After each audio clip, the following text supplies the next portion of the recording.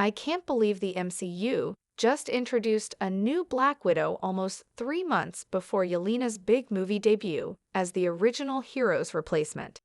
It feels somewhat bizarre to me that Captain America, Brave New World debuted a brand new Black Widow when they've already had one set up and ready to go since 2020. Brave New World introduced Ruth Bat-Seraph into the MCU, a former Black Widow trained in the Red Room, played by Shira Haas.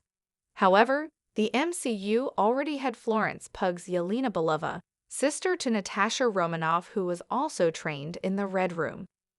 To be fair, it needs to be remembered that Ruth Bat-Seraph is an Israeli superhero known as Sabra in the original Marvel comics.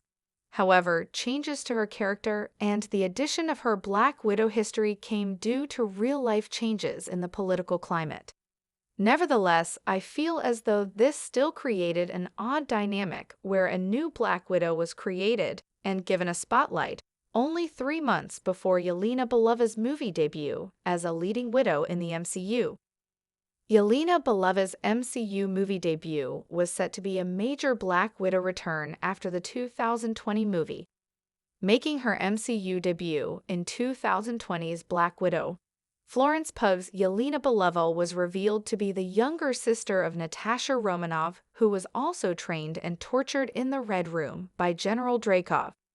Yelena then had a small role in 2022's Hawkeye, seeking to avenge her sister's death in Avengers Endgame and blaming Clint Barton for her loss.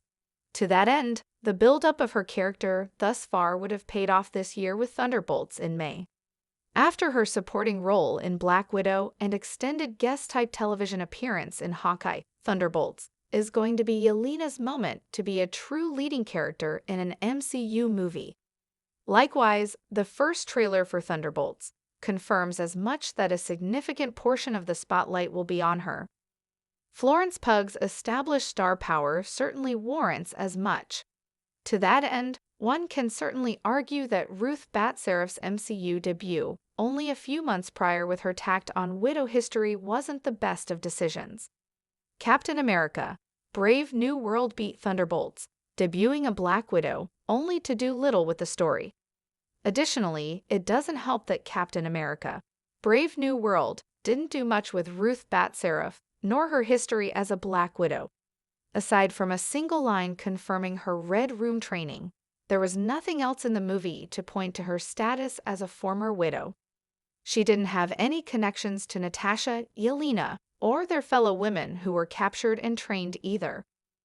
Simply having a new Black Widow to begin with in a supporting role just ahead of Yelena's leading role in Thunderbolts still feels weird to me.